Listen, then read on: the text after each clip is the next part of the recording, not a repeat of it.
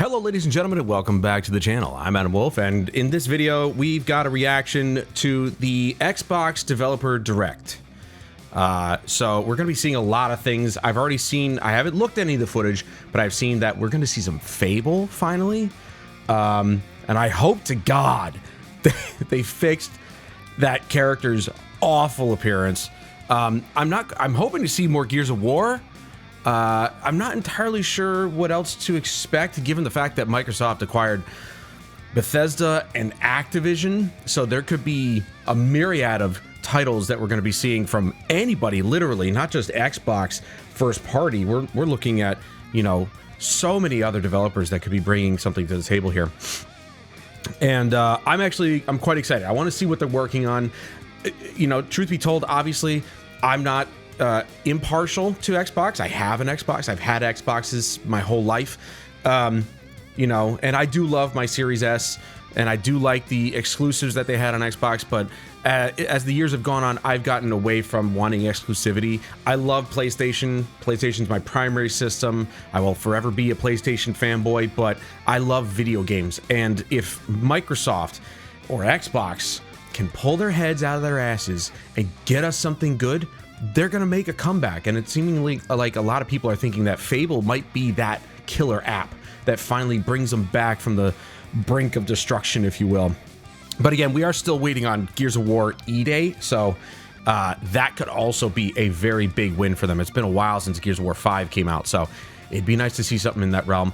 Also, it'd be nice to see maybe Halo. I don't know, Halo making a comeback. We've got the remake. Yeah, remake, essentially. Remake, remaster of the first Halo game. Campaign Evolved is what they're calling it, and that is coming out on PlayStation. So I'm excited to see what other games are coming to PlayStation. Even though, you know, I mean, I've got tons of games from the past that are only on Xbox that I can only play on Xbox. So I'm not getting rid of my Xbox anytime soon, or ever. But it'll be interesting to see what else they bring to the PlayStation platform. So let's get into it. As you can see, this year marks 25 years of Xbox, a milestone that celebrates the diverse storytellers, teams, and fans who bring these worlds to life. Let's take a closer look at some of the amazing games coming this year, straight from the creators building them, which is good. All games you're to see in development do not represent final products. Yeah. Any more text? There we go. Jeez.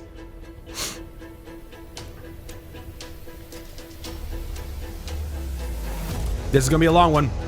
Sit back, relax, grab yourself a drink, and enjoy.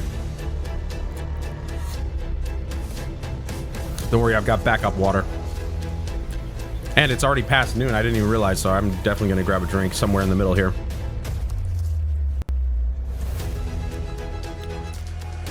Notice how they're emphasizing it straight from the devs. The one thing that so many of us have been asking for, just let the developers talk. Enough of this talking head garbage, enough of the executives coming out not knowing what the hell they're talking about. Let the developers talk about their games.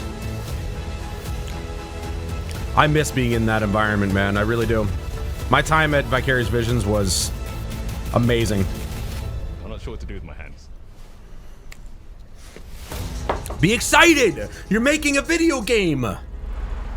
That's what you're supposed to do with your hands. Playground Games. Playground Games, Fable, Forza, maybe. I'm guessing Forza. Game Freak. I didn't know they were making another game other than Pokemon.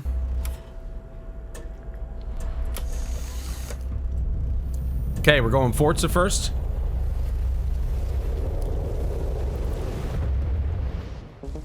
If I'm not mistaken, I think they're Forza Horizon. Yeah, as far as I understand, the Welcome last... to this world first look at Forza Horizon 6.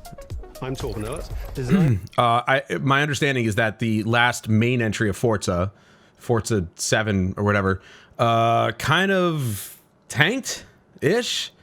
And so they just decided to go forward with the Forza Horizon entry because it's more towards what people want, which is arcadey driving. Director for Forza Horizon, and I can't wait to show you. I'll admit, what Forza teams at gave Playground Games and Gran 1010 Turismo a have been good working run on. for their money, but they just couldn't they couldn't compete Forza Horizon.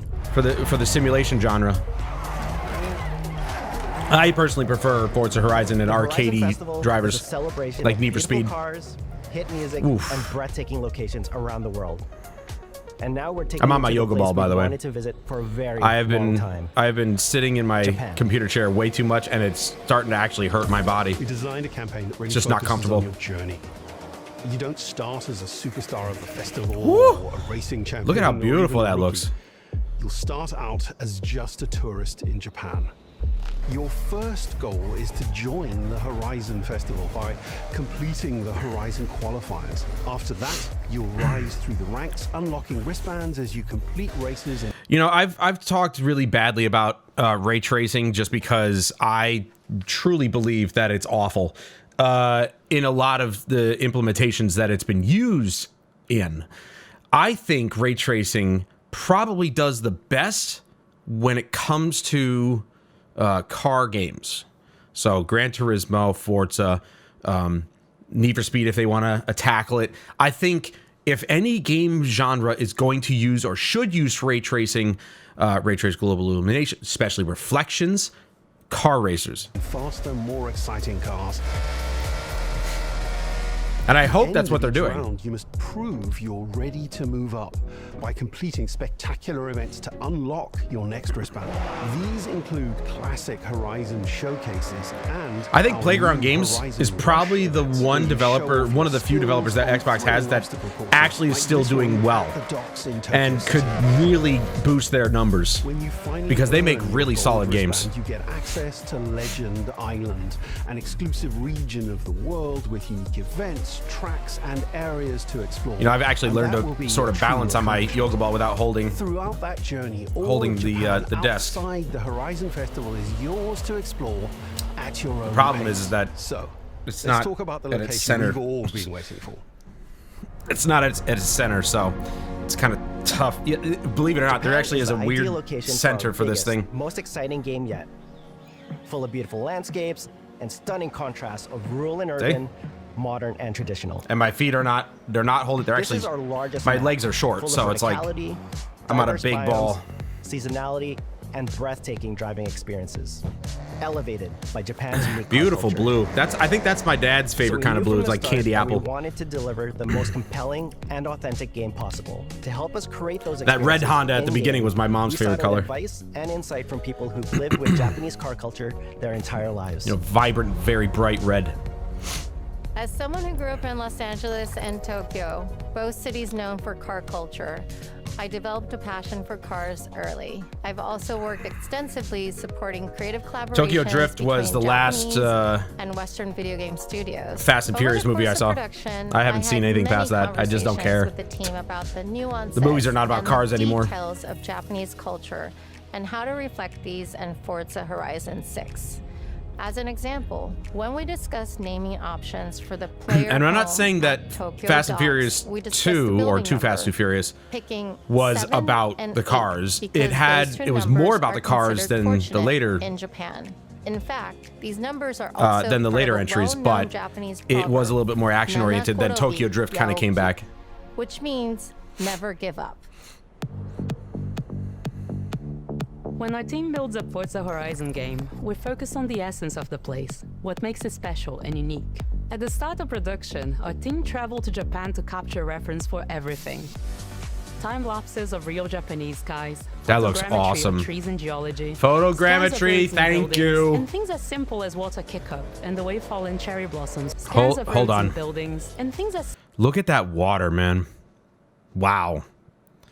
And again, can I just say, photogrammetry is undefeated when it comes to visual aesthetics. You cannot replicate what photogrammetry can do. And I think if you really want to emphasize environments in your video game, use photogrammetry.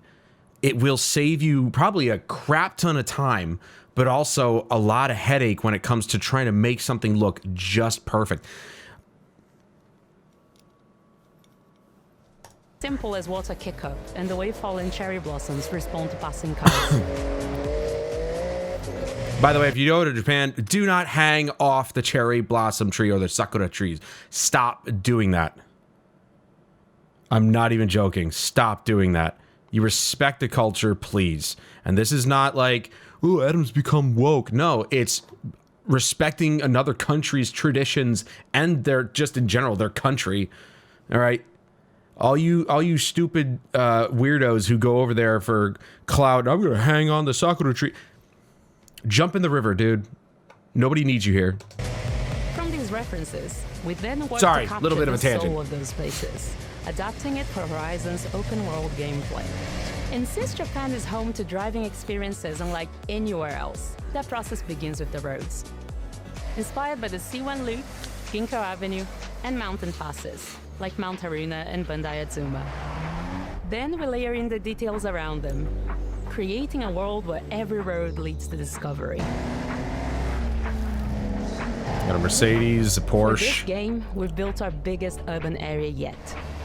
Our Tokyo City is 5 times larger than anything we've designed before. Wow. With multiple districts, Oh. each with a unique identity. I love this.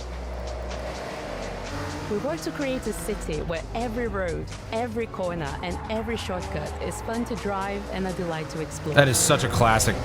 I can't put my finger on what car that is. I recognize it. Let me know in the comments. But I recognize its style. I just can't remember what that car is, but it's a beautiful classic. Seasonal change in Japan is dramatic, and these changes are widely celebrated in local culture. We've captured that in games. So I have that my you'll see monitor those on changes scenery reflected mode, in the and it world just- around you as you explore.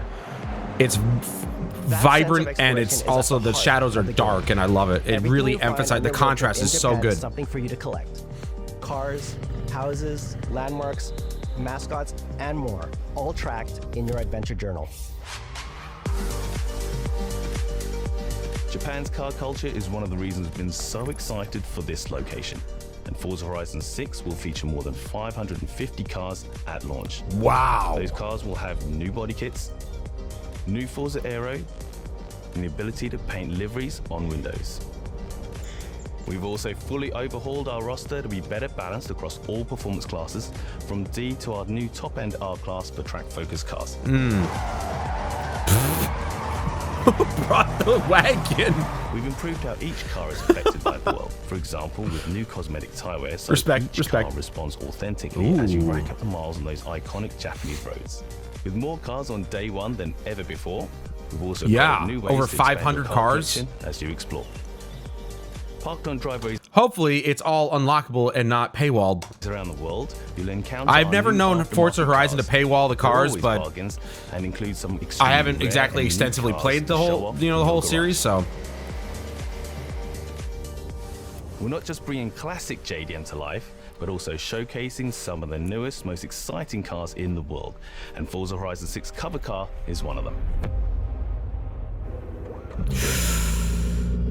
The GR GT is a race-derived car that combines motorsport performance oh with my road-going god. excellence. Oh, And our game is the ideal place to experience that is a the most gorgeous modern machine. iteration Look at this of Z thing. Racing's relentless pursuit of Oh, Japanese man. engineering perfection. Our cars sound better than ever, with greater detail and remastered audio, all brought to life by new acoustic modeling technology. Now, I'm telling you right now, if this is coming to PlayStation, okay, I really hope they know what they're doing with the Tempest audio engine, because I love the audio that comes out of the PlayStation when this is connected directly. When it's connected through my computer like it is now, you know, but going directly into the PlayStation, Simulating the soundscape of the world.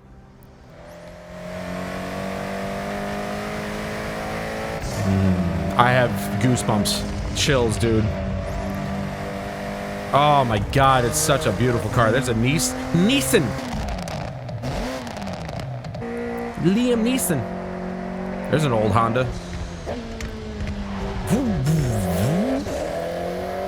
Music is a huge part of the Horizon So Festival, nice.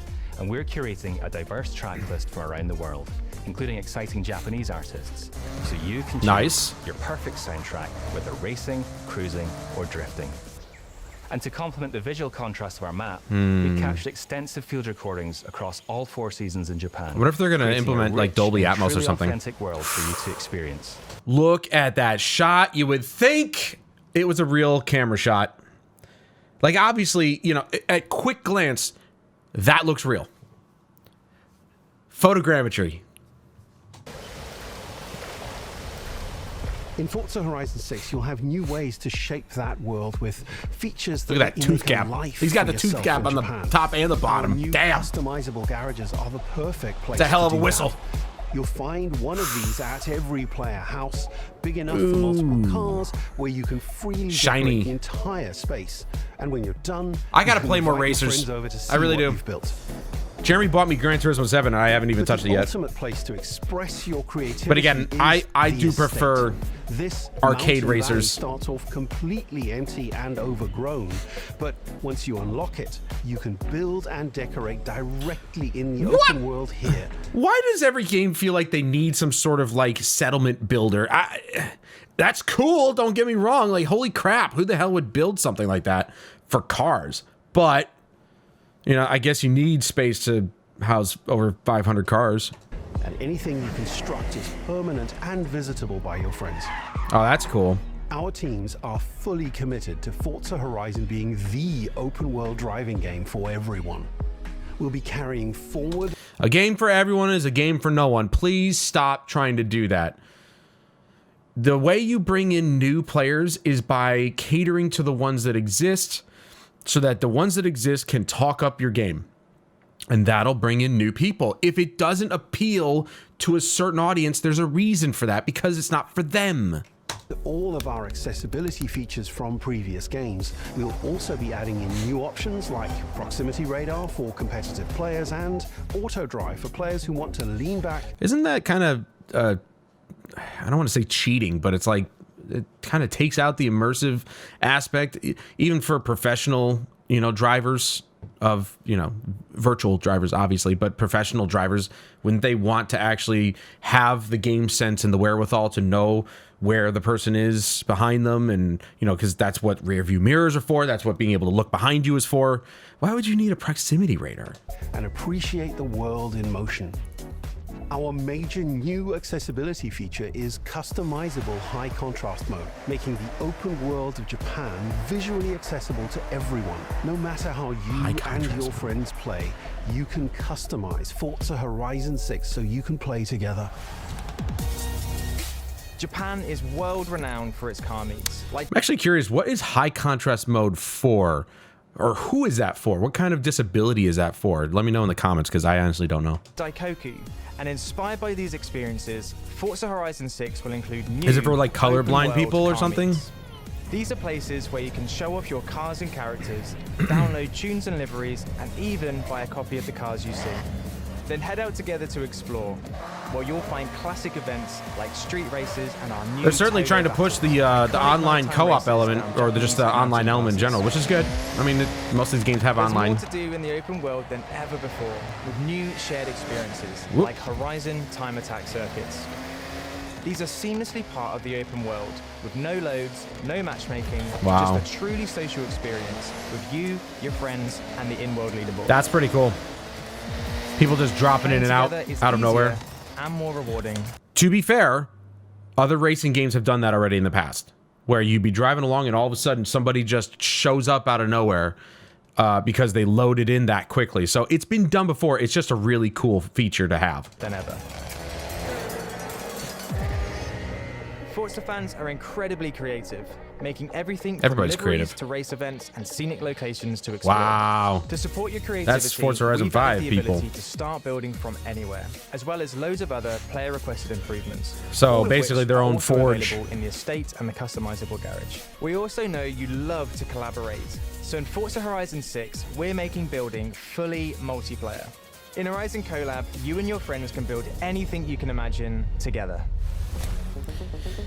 Sadly, I'm not very creative, and I've always said, man, You know, like back in the day with StarCraft 2, I said I was going to make, you know, maps and stuff. That never happened. I mean, I did try one time, but I'm just not creative enough. There are some people in this world who are far more creative than I am and have far more patience to build something like that.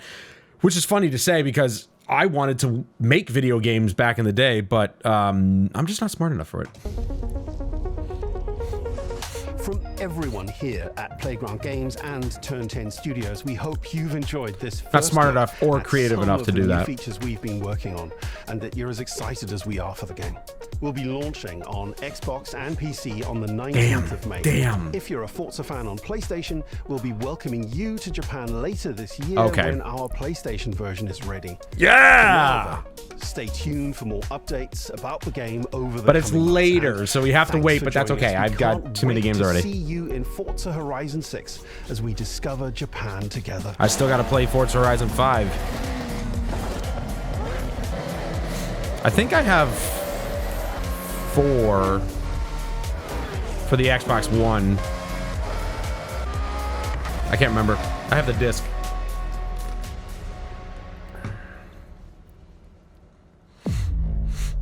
Cars look beautiful in this game. Ooh. What the hell is this? Okay, now they're doing some wacky stuff, which they can... Okay, they have a release date, May 19th, 2026, and then later in the year for PlayStation, so I'm gonna guess probably around fall, maybe around Christmas time, but there you go. There it is. But they can get away with wacky stuff because it's Forza Horizon. It's the arcade version of Forza. It's not the simulator. All right, Game Freak, what are you doing other than Pokemon? Looks very Asian inspired because I think they are an Asian company. And you know what? Good on them for breaking away. I don't know if Game Freak has done anything else except Pokemon for the last 30 years. It's ridiculous.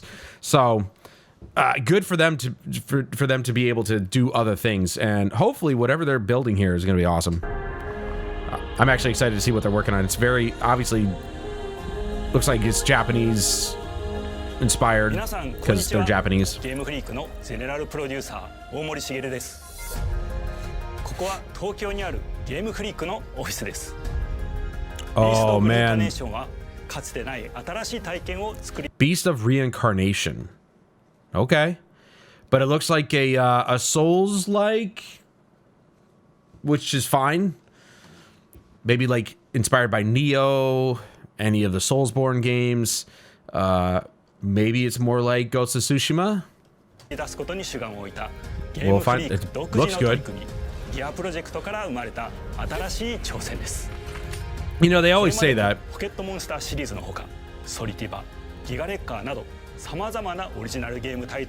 there you go. There's a couple more titles I've never heard of.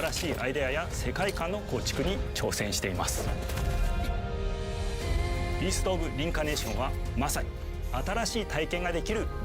very different from what they've done in the past.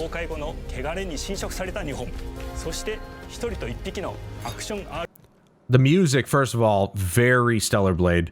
Secondly, I mean, we're about to see hopefully some gameplay, and we'll see if maybe we're looking at Stellar Blade style combat. So Devil May Cry-ish. Built around gameplay described as one person, one dog action RPG. So action RPG, right. RPG というゲームプレイで構築されています。この美しくも過酷なビースト・オブ・リンカネーションの世界で皆さんにも臨場感あふれる冒険を味わっていただくことができればと心から願っています。That looks awesome. これまではポケットモンスターシリーズでバトルプランナーやサウンドマネージャーを務めてきました。ただ新しいゲームに挑戦したいという強い衝動もずっとあった。Good. Good. You should always have the urge to try something new in this industry. Doing one thing, one game for as long as they've been doing Pokemon, that's gotta be so boring. We need fresh ideas. Ooh, shot in the leg. 最初は黙々とそのゲームである感覚を自分の心に問いかけることから始めていました。世界観もキャラクターもゲームデザインも決めずに、ただどんな感覚がいいんだろうと探っていました。そうしているうちにぬくもり、頼もしさ、そして寂しさが入り混じったような感覚が最もしっくりきたんです。自分の心に反応しました。So it is very similar to Stellar Blade in its setting, where it's a post-apocalyptic Japan, and there's a bunch of machinery and stuff left over. I don't know if we're going to be seeing androids. We've seen organic life, organic bosses and stuff, but I wonder if we're going to be seeing like machinery. Maybe we saw it earlier and I just didn't notice. I was reading the subtitles. Emma. Quite a Japanese name. 古島からビースト・オブ・リンカネーションのコンセプトを聞いてとても興味を惹かれ、すぐに参加しようと心に決めました。長年ゲームフリークではポケットモンスターシリーズを通じて生き物の Notice how every single one of them is mentioning Pokemon. しかし今回のプロジェクトでは過酷な世界を相棒と共に旅をするという体験を目指しています。汚れと呼ばれる寄生植物が蔓延している世界がかつての文明の廃棄を覆い尽くすほどまでに植物が生い茂った過酷な環境となっており、ダイナミックな移動が要求されます。このような経緯で地を張り自由に操ることもできるThat's crazy. エマの能力にすることになり、プロトタイプも出来上がってきました。そしてそれがエマという人物のバックグラウンドとキャラクターデザインを形作っていったんです。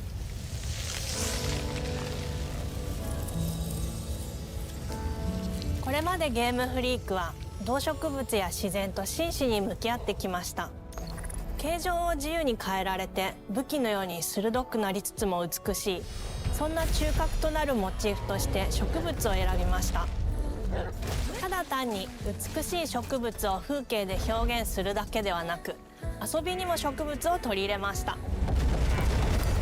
しっくりとくるモチーフ。I would say it's kind of a mix between Stellar Blade combat and a Soulsborne combat system, because it looks like it can be fast if it needs to be, but you also have to be aware of your of what the boss is doing so you can dodge properly. But it does kind of look like it's slower than Stellar Blade's combat, but faster than Soulsborne combat. So it's a little bit of both, which is okay. ゲームデザインとモチーフを紐付けることは、ポケットモンスターシリーズの開発を通じて培ってきた重要なステップです。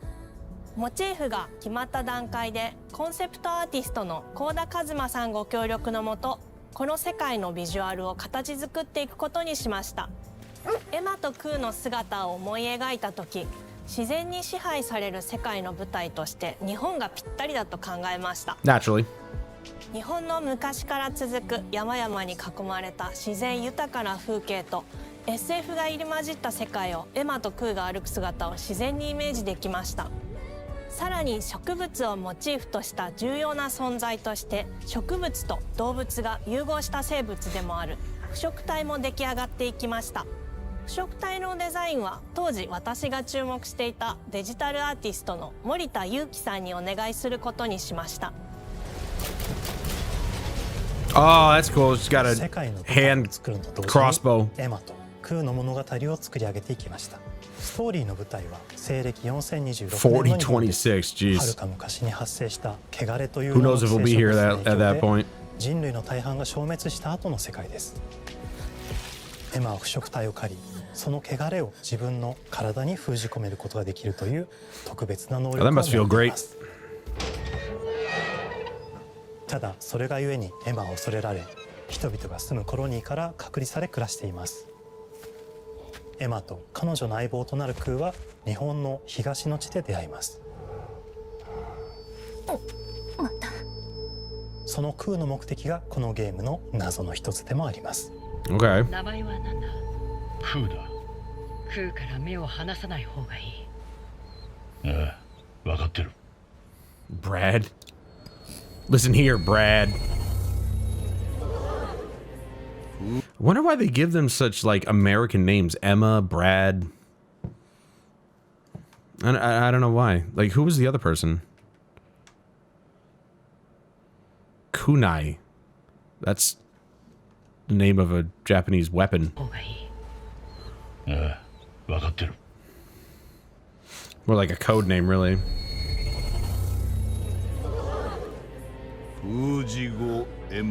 I mean, I'm gonna be honest. You know, Asian developers, you don't need to appeal to us using Western names. Make the character have a Japanese name. Like, we love that. Like, it's you don't have to have English names in order to actually appeal to us. 都に迫る輪廻の獣を討伐するにはエマと空の力を強化していく必要があります。そのためにこの世界に存在する強力な腐食体主を討伐し、その力を取り込んでいくことになります。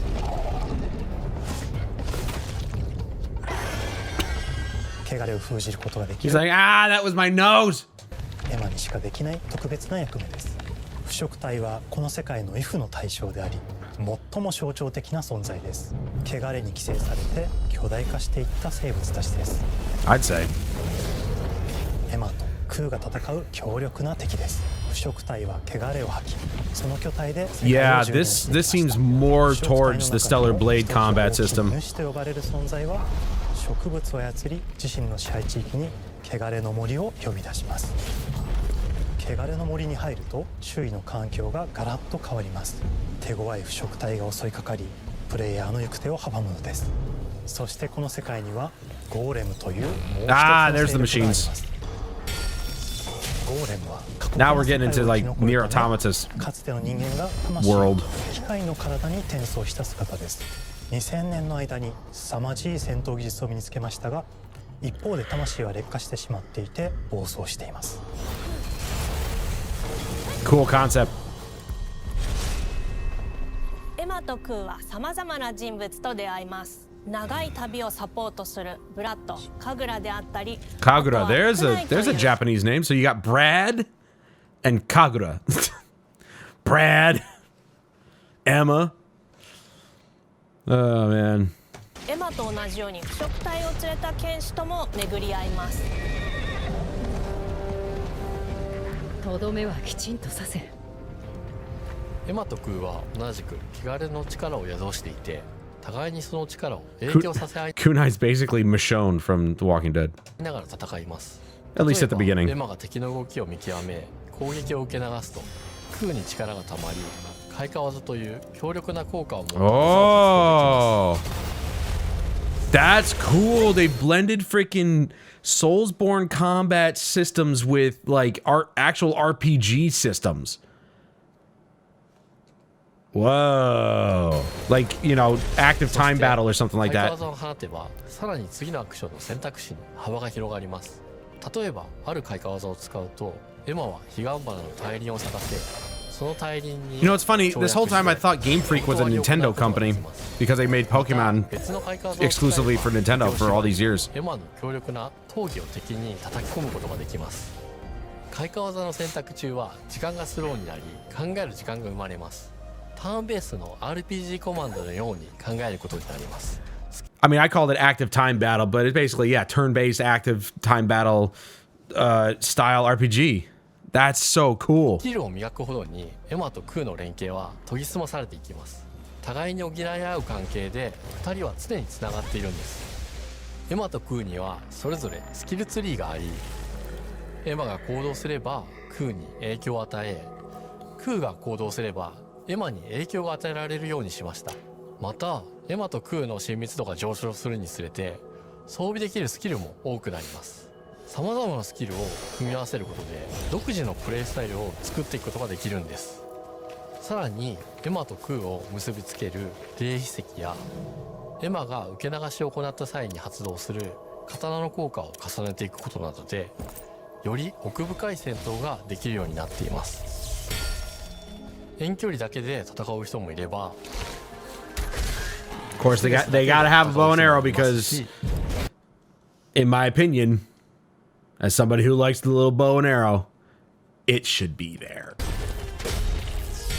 常にエマで戦闘を仕掛ける人もいれば、クーを先行させて戦わせる人もいます。エマとクーでどのような装備でどのような霊秘石と組み合わせて戦うのか、プレイヤーの皆さん次第です。So it sounds like you could actually like your main character as Emma could be the melee character you could have, and you could have Ku set up as maybe a ranged character, and you can kind of play that way. That's pretty cool. That's awesome. That hand crossbow. It's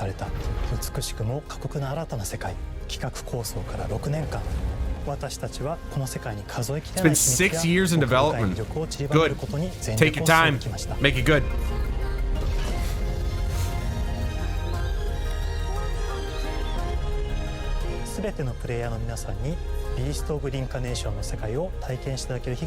Dude, look at those computers in the back. Every single person has this same exact rig, which, good, they should. Everybody needs to be working on the same quality of hardware, but like, look at those cases, man. The Japanese have such cool aesthetics when it comes to like everything. Yeah, PlayStation, baby. This summer. No, like, hey, Xbox first and then later on in play. No, this is, he said this summer on all the systems. Oh, we won't miss it for sure.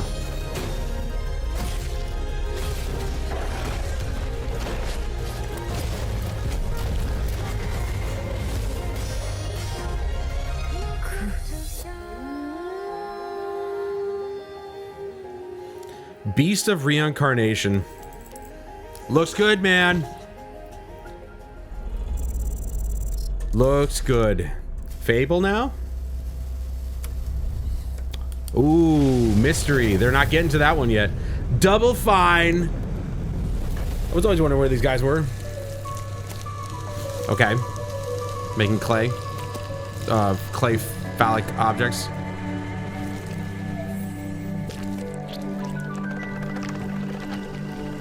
Is he making a game about clay?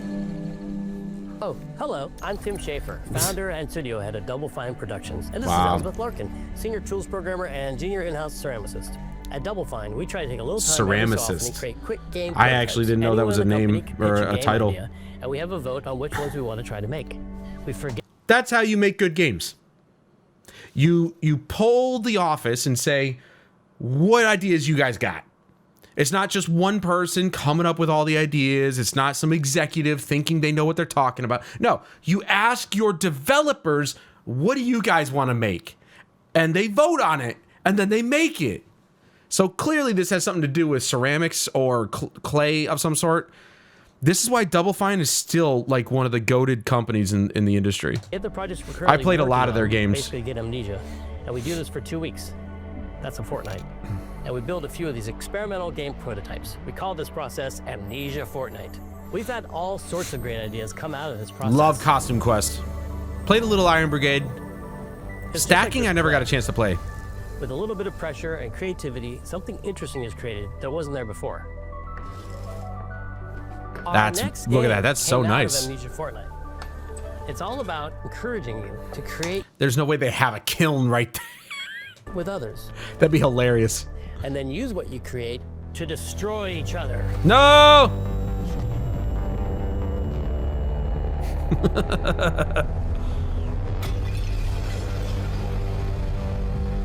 I would dare say I would actually equate Tim Schafer to Gabe Newell. Like, while Tim Schafer doesn't, obviously have a massive company like, Steam and Valve, he's still kind of like, he's just like Gabe Newell. He's a visionary. He has a great way to go about doing business. And I mean, he's proven it time and time again. Costume Quest, I only played the first one. That's one of my favorite games. It was so much fun. Don't worry, it's easy to make a new pot if you're playing Kiln, our online multiplayer Kiln. party brawler. Oh, jeez.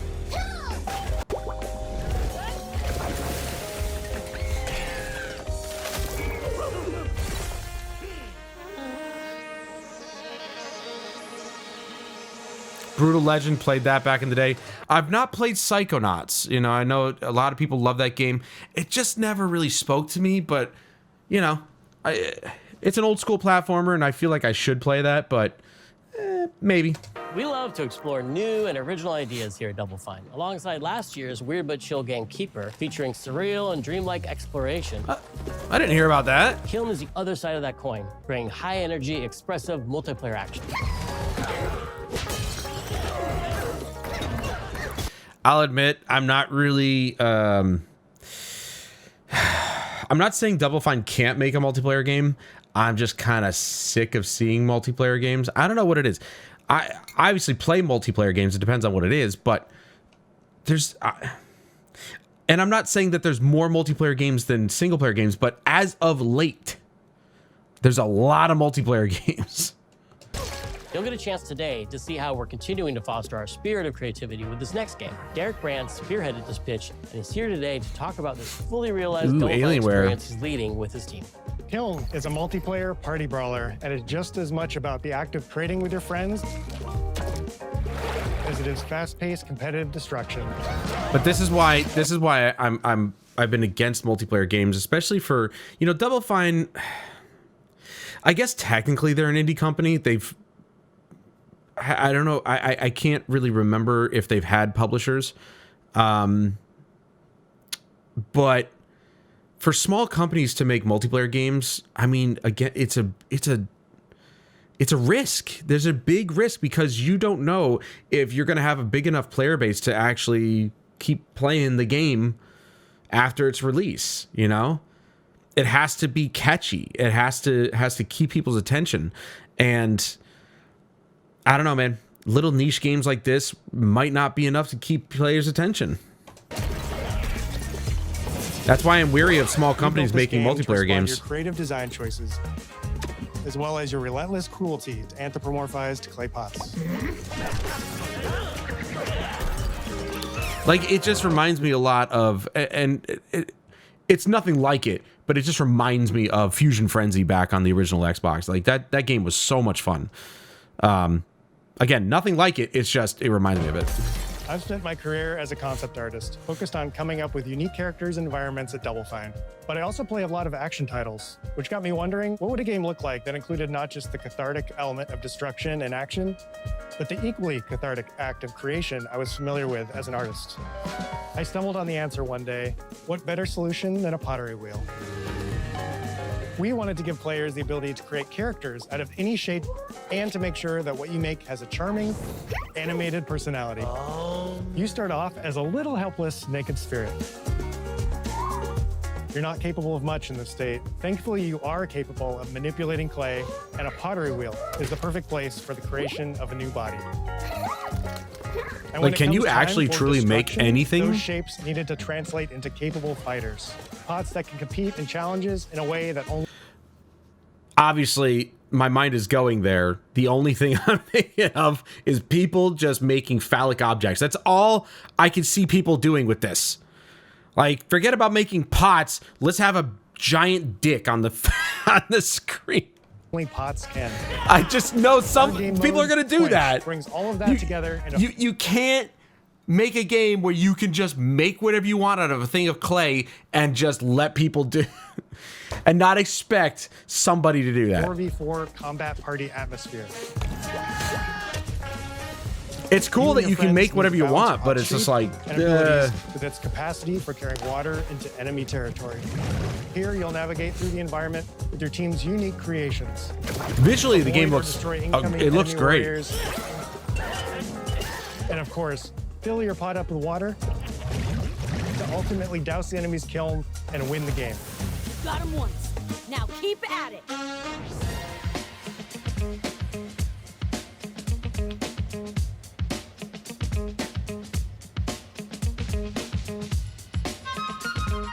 With Kiln, we wanted to give players what we know they've always wanted from Double Fine. Was that Psychonauts one game of the year, I think? Right? Psychonauts 2? With this strange concept came lots of design challenges, though, because it's a game about pots that have to transform into bespoke ceramic warriors. We had to figure out how to make an art tool, a character builder, and a loadout system all together, while keeping the whole experience approachable for anyone, not just pottery masters. After many iterations balancing simulation with arcade-like simplicity, we landed on a design that lets you feel like a master potter who can easily make any pottery shape you could dream up. even if you've never seen a potter's wheel. It's That's weirdly pretty cool. satisfying. We've carefully married the clay technology with the behavior of the sculpting tools and controls to make sure anyone can pick it up in seconds. Refine it with sponges, shapers, and straight edge tools to get specific and make it yours. That's pretty cool. As you sculpt, you'll notice the game recognizing the different shapes you've made. It'll automatically detect when you're shaping things like cups, vases, bowls, and many more.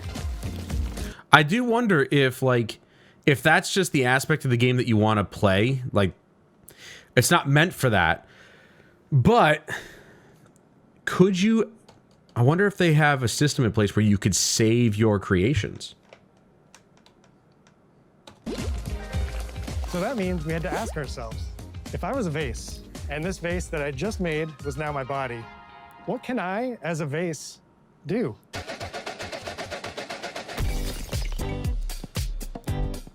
Every pot and kiln needs to have a core set of moves fit for a warrior. To run, jump, attack, and roll. They also must have moves fit for a pot to fill up with water and then splash the water out. Each shape has its own unique way of performing these moves. And because your shape matters, the animation team has taken on a challenge of bringing those different pot shapes to life in surprising ways. In addition to these core moves, each shape also has its own special attack, which we push to be the most fun and over-the-top moments in the game. Cups popping popcorn, bottles turning into swords, jugs blaring like I know English is not her first language, but swords? megaphones, Swords. plates flinging pies.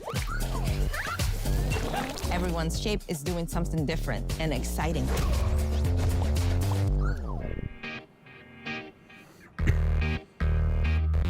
So can you actually make fight over the a water on the pot battlefield out and of try to a extinguish sword? your Or opponent's into, kiln? like, you can make a sword out of this? Or is it just like, you have to be able to carry water and stuff?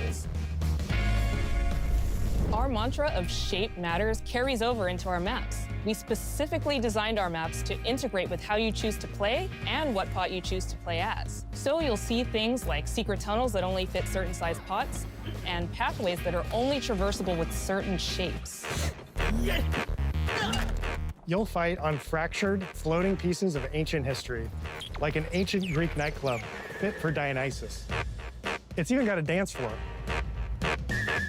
Navigate Athena's giant strategic war map, inflating sponge warriors with water to rearrange the battlefield to your advantage. Fight in the Egyptian god Set's dingy punk venue, complete with a mosh pit where only one pot can emerge unbroken. Leverage your unique creations. An apple. Everything from your size, your capacity to carry water, your speed to cross the battlefield, and other choices you can make will define how you want to approach your playstyle. Do you want a team full of large cups, maximizing your dousing potential? Go back down, baby. Does being a bigger pot give you more health?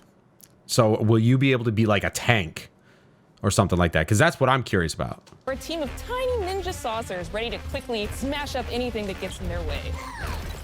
I imagine being a bigger pot you've discovered or a smaller that pot affects balances how power fast and you can move and splashability. stuff like that. So If you're skilled enough to end up at the enemy kiln with lots of water, you can unleash a powerful super splash ability that does tons of damage and makes the kiln vulnerable to further attacks, letting you and your team dunk on the enemy kiln to either win big or turn the tide and make a comeback. And that is how it's done. At the end of a round, the cycle of creation and destruction loops around again, and now you're back in the wedge, a multiplayer lobby where you can hang at the wheel and make something cool with your friends. So it's a hub. You've just earned XP points and chips from battle. Now you can load up on art supplies and expand your pot XP making is, it has the word points in it, so that's I think of the game being so much about the fight, but redundant. when people play it, they just want to create all day long. Our decoration system was designed to support your creativity. As we did with the design of the sculpting process, we looked to the Pottery Studio for inspiration. Okay, but can We you found ways save to your translate creations? The experience of adding spouts, lids, and handles, as well as glazing to kiln. Every design choice we made ultimately serves the goal of enabling a near infinite range of possibilities. We can't wait to see what your favorite designs are. I did some pottery back in middle school. It was cool. All about my pizza party themed small jug. It's not easy. It becomes a drill that can dive under enemies, and it pops up with a special delivery of destruction. I love a medium jug, a simple handle, a 2-layer watermelon glaze, and I'm ready to bring the good vibes into the chaos. My favorite is the large vase. It has a UFO-like animation, and it's great for team defense and protecting your Bix. So yeah, The tank-like. best pot shape is a small bowl.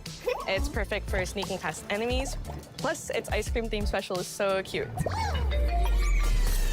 One of my favorite warrior pots has to be the medium base. It's decently fast for invading enemy players and matches. The decorations really make it shine. A curved elbow spout, cupid's handle, some spiked charms with a rainbow glaze, and one butt sticker. You can't go wrong with butt stickers. My favorite pots use the absolute most material What the possible to hell? make the biggest pots possible. I call it tiny. Whichever pot you decide to create, whether you're a budding artist or a seasoned gamer, you'll be fulfilling your pottery power fantasies when Kiln launches in spring 2026 on Xbox, PlayStation, and PC. A lot of games coming out. This is just the beginning of the pottery party as we bring regular updates throughout the year with expanded decorations, new activities and game modes, and much more. Creating is more fun together, and we love your help sculpting this experience. Be on the lookout to throw down with fellow Double Fine fans and join the Double Fine Action Insiders for an even earlier look and a chance to play in our closed beta very soon. You want me to say it 5 times? That's mean. Am I supposed to? Okay. This game is called Kiln, an online multiplayer party brawler, online multiplayer party brawler. I'll never do it twice. Okay, I can do it again. Online multiplayer party brawler. It's getting better. Online multiplayer party brawler. Nailed it. Lot of games. See, now again, Double Fine, I don't think Xbox owns them, obviously, as far as I know. Same thing with Game Freak. I thought Game Freak was a Nintendo company only, but apparently not. So, all right, can we get to Fable? Because we're looking at, I bet, yeah, the last bit of this is definitely all Fable, and we're looking at nearly 20 minutes. Nearly. Like 15-ish minutes. So we only really saw 4 games, but there's extensive coverage of it, which is great. Playground Games, where I'm thrilled to share our very first deep dive into a game we've been making here for a really, really long time. Okay, so we're gonna get to that, but I need a drink. Okay, all right. And we're back. Got myself a little... It's good. It's good. Today's a cold day. I woke up, it was like 1 degree Fahrenheit. I'm going to start getting into Celsius because Fahrenheit makes no sense. 32 degrees Fahrenheit is freezing water. 0 degrees Celsius is freezing water. That makes more sense. But right now, it's beautiful day. Beautiful day, just really cold. The sun's doing a lot of the heavy lifting, so it's just beaming into my apartment. That's what I love, so I can keep the heat off. The heat from the sun. Anyway, let's get on with Fable. Fable. Been waiting for this for years! Playground Games is renowned for fun, immersive, and visually stunning open-world experiences. Since 2010, we've been developing the Forza Horizon series right here in Royal Leamington Spa, a charming little town in the middle of England. As Horizon has grown, so have we. Over the past few years, we've built a new team to carry that Nice reputation office. into a new genre that we are incredibly passionate about. Fable is Playground's first open-world action RPG, and we couldn't be more proud to be carrying on the work of the legendary Lionhead Studios, the original creators of the franchise. Yep. And although our game is a new beginning, I think what we're making is really faithful to the spirit of the classic Lionhead trilogy that we all love. But they're doing the whole thing of like not actually giving it a subtitle, which is really annoying. At the heart Chicken of chaser! our game is a simple recurring question. What does it mean to you to be a hero? Our game is about choices and their consequences. Okay. A lot of RPG developers say that, but then the choices don't mean anything. The first Fable is probably one of the few that did it right. If you wanted to be a good guy, you would do good things. If you wanted to be a bad guy, you would do bad things, and your physical appearance would change according to that. Hopefully, that's what we're going to see return here in the reboot. It's packed with action, drama, British humor, moral dilemmas, and quite a few Love British humor. All of this combines in a fairy tale which could only be Fable. In classic Fable fashion, you begin the game as a child, growing up in the sleepy rural village of Briar Hill. Notice how It's they're not here, showing her that in a face. moment of extreme danger, your heroic powers first emerge. It makes me wonder if they're actually going to mention that, where it's like, we heard you on the face thing. Here's the new one. And we But they're not discover showing that her you face are for Albion's a first reason. hero in a generation.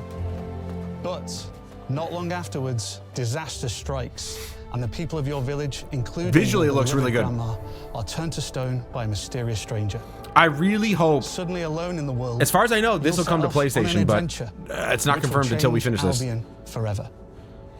We're still in Albion, which is Venturing good. out into the world is a huge moment because this is Albion like you've never seen it before.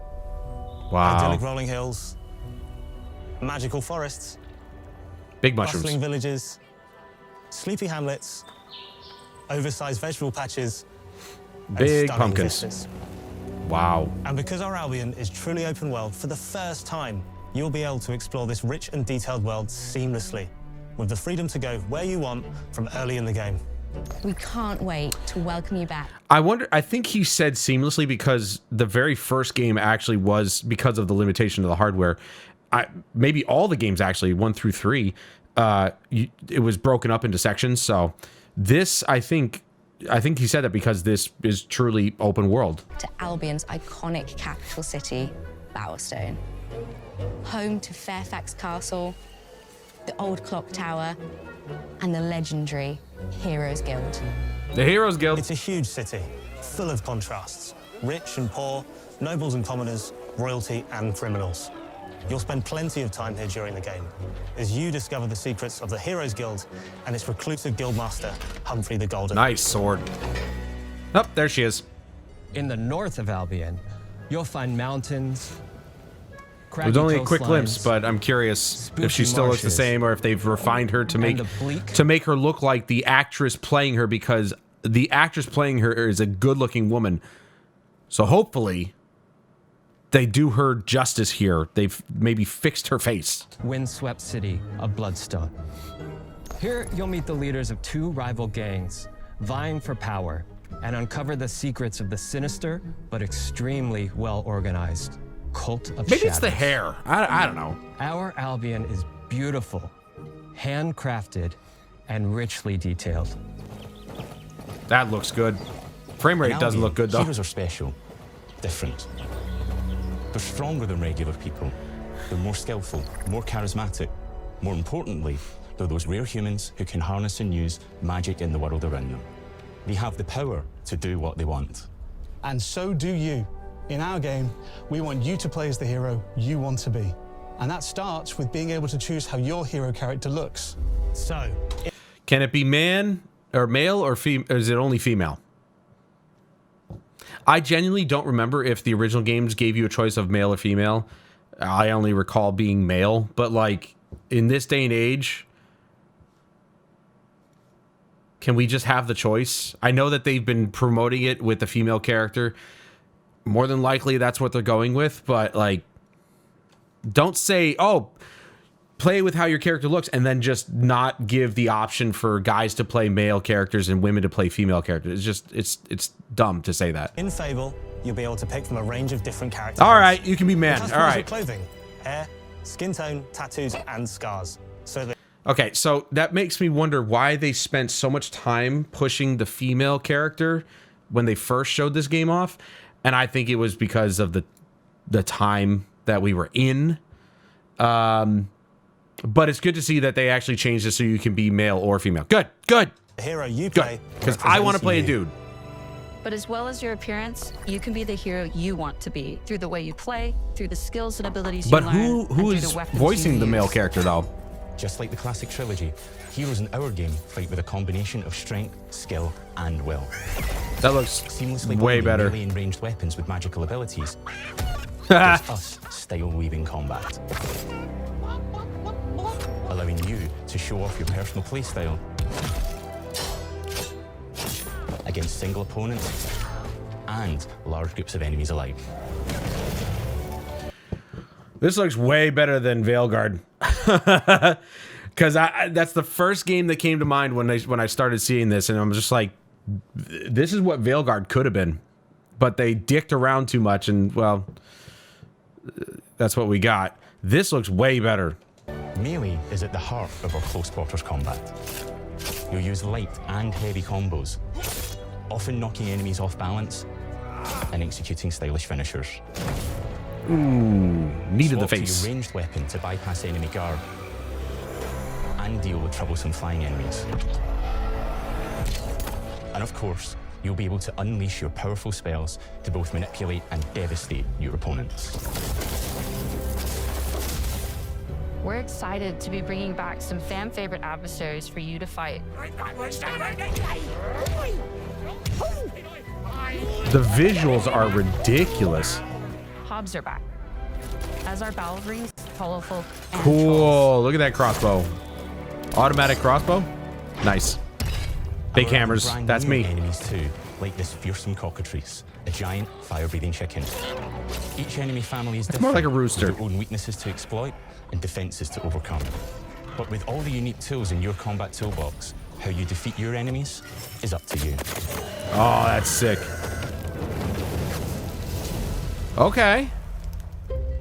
But there's more to being a hero in Albion than fighting, so much more.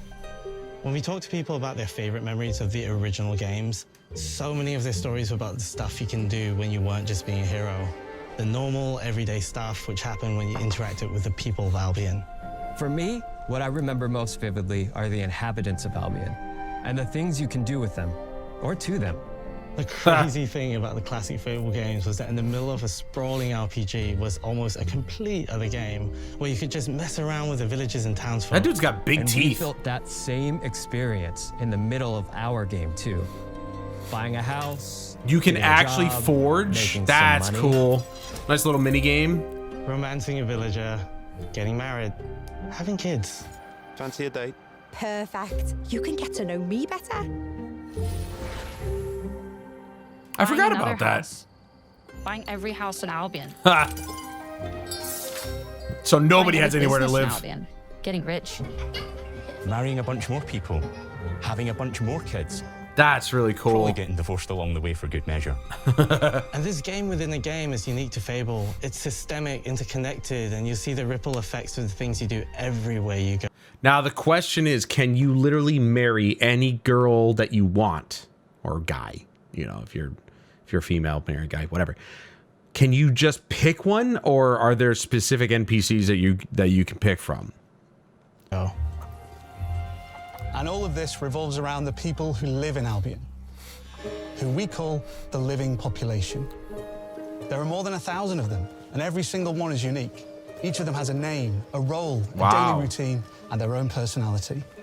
You could follow any one of them for a day and just watch them live their life.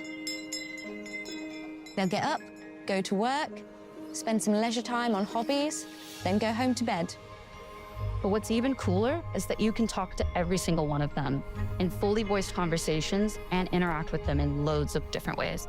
Maybe the job they go to is working for you because you hired them to work in one of your businesses. Hey you, working hard? How can I help you, boss? Maybe the bed they sleep in is in a house you own. Now, did they use real actors or AI? Here's the thing. That whole debate of like AI or you know, actors doing the voice lines, if they do it the way that Embark Studios did it with Arc Raiders, fine. The actors got paid, they said yes, there you go. If they do it in a way where it's like very obvious that they didn't pay any actors and so on and so forth or whatever, then yeah, okay, fine, I guess. But I mean, I'm not fighting against AI. I think it's a good thing if it's used correctly, but you know, 1,000 different characters. They had that many voice actors. I mean, it has been a long time for this game to be made. So I don't know, maybe because you're maybe the it's landlord. a small maybe number of voice they're actors vendors on the doing multiple street. voices, which is usually the case. Because you evicted them. Because, you know, those are Right. talented people. Oh, it's you. You're awful. And all of the stuff you do affects what they think of you. You're a legend. Because everything Ah. you do builds your reputation. Very impressive. Now that's an hero right there. Morality has always been super important to Fable. That tension between good and evil underpinned all of the original games. And morality is central to our game too. But we have a slightly different take on it. Chicken chaser! For us, morality isn't black and white. There are lots of grey areas. And importantly, morality is subjective. I love the aesthetic. It looks so good. No two people see things exactly the same way. And that's how it works in our game too. Everything you do earns you a reputation. And every person in Albion will have a different reaction to you as a result. Hello there. Yeah, we get it. You're rich. They'll remember things you did directly to them. They'll love Rich you twat. or hate you for the choices you make, and they will always tell you why. Although, usually from a safe distance. Our game will never judge you, but the people of Albion will, loudly. Imbecile. Your reputation is created by the choices you make, and you are going to make a lot of them. Big choices, little choices, moral choices, and some choices that will actually change the landscape of Albion for the rest of your game. We call this idea, your choices change the world. Let's give you an example. Sounds like they're taking Peter Molyneux's vision and actually making it a real vision. Early in the game, you'll meet a character named Dave, an egotistical gardener in a rural village who discovers a magical growth formula. He accidentally turns himself into a giant and Can I just say that I love the fact that they are doing actually pre-rendered cutscenes where there's actually good facial animations and where the story can be told properly. becomes a big problem. It'll be your job to deal with him, and ultimately it will be your choice whether to kill him or to spare him. If you kill him, his giant corpse will lie on the farmland just outside of town. Oh, but that's going to stink though. And that is going to affect house prices. It will also affect what a lot of the villagers think about you. Especially Dave's sister. In Fable, the choices you make will define you. What does being a hero mean to you? At Playground Games, we've built a pedigree for beautiful, immersive, open-world experiences. Yes, they've typically involved sports cars, but this is a passion project for all of us here. Every member of this team, which we've built from scratch, has two key things in common: a deep love for the franchise and a burning desire to bring it back. We're making this for Fable fans just like us, but also to introduce Fable to gamers who've never played the series before. It's been great to finally tell you a little about the game we're making. There'll be much more A to little. share as we get They told closer us to a our lot launch. in this one. I'm excited to tell you today that Fable is coming to Xbox, PC, and PlayStation in autumn 2026. This fall. From all of us here, thanks for watching. Awesome. That was excellent. Okay. That's how you show off a game. That's how you do it. And that looks great. That's going to be huge. I really, you know, Playground Games, like they said, they've been on Forza Horizon forever. It's literally their franchise.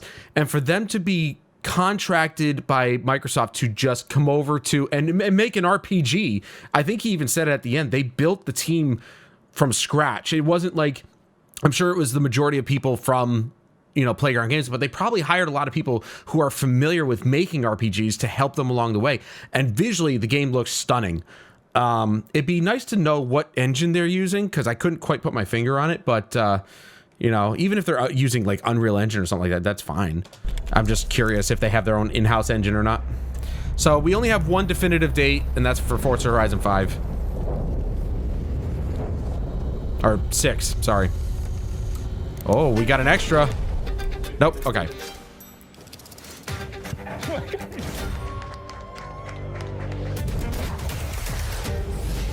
This is a multiplayer party brawler and is just as much about the act of creating with your friends as it is fast-paced competitive destruction. Japan's car culture is one of the reasons we've been so excited for this location. Forza Horizon 6 will feature more than 550 cars. Dude could be a narrator for like nature docs or something.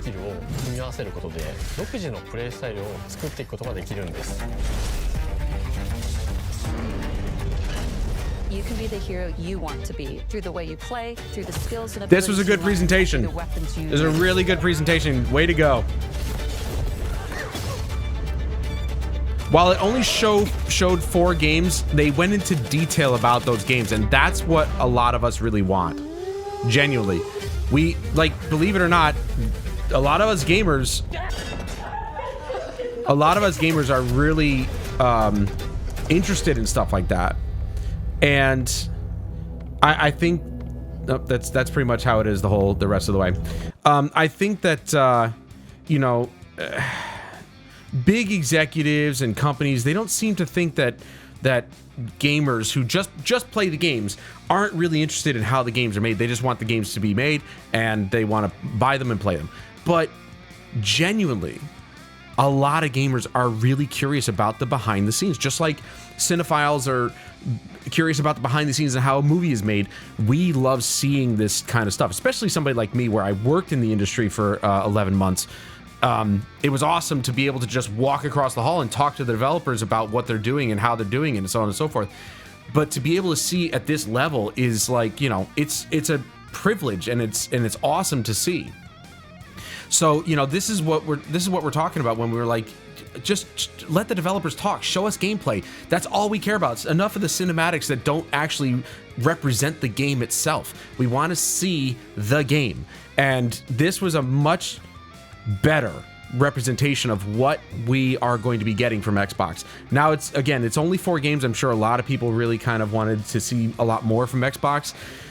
But at least we know that these specific 4 games are coming out this year, and we have something to look forward to. And I think Fable is going to be the biggest release for them this year. Nothing on Halo, nothing on Gears of War. Again, these were deep dives into these games, so there's only so much time that they have. So I can appreciate that, at least, instead of just cramming a whole bunch of games that we see almost nothing about. That's fine. The Gears of War E-Day trailer was awesome, but I'm sure they don't have a whole lot they can show right now, so they're just putting their heads down and getting to work, which is all we ask. That's all we ask as gamers. Just get to work. You want to make a game and you want to make it good, put your head in the game, dude. Get to work, because Xbox, of all, needs a win. Their console sales are failing. The Game Pass service is actually taking a bit of a dive because the price went up and people aren't willing to pay for it. That's why I said, if you're going to buy Game Pass, get the lower tier, because you still, I think if I'm not mistaken, you still get a decent number of games, but it's more games than most people would actually want to buy or own anyway. So you at least have a decent library. And the day one thing, you don't need to be like, play it day one. You know, like I said, my backlog is so massive that I don't buy games day one unless I know I absolutely want them. 100%, like Expedition 33, Final Fantasy 16. Like, these games I absolutely wanted the minute they came out. But the rest of the games that I've played, I can wait. Excellent. Very good presentation. Very happy with what I saw, especially from Fable. To see a company like PlayGround Games, who've done nothing but racing for the better part of well over a decade, I think, at this point, to just being like, yeah, let's make an RPG. We're going to revive Fable. That's impressive. Look at it. Just look at it. It looks amazing. And I can't wait to actually get my chance to play this game when it comes out later this year in the fall. But that's going to do it for this video, guys. Let me know what you thought in the comments down below. If you saw this direct, what are your thoughts on the games that they showed? Are you excited for any of them? I'm super excited that they're coming to PlayStation. We kind of already knew that Xbox was going to start releasing their games non-exclusively, but I'm even more excited now that it's been confirmed that even Fable is coming to PlayStation. Very, very exciting. And please join me again in the next one where we'll react to another thing. And hopefully we'll be wowed by that one as well. Until then, I'm Adam Wolf. This is the Xbox Developer Direct 2026. And I'll see you guys later.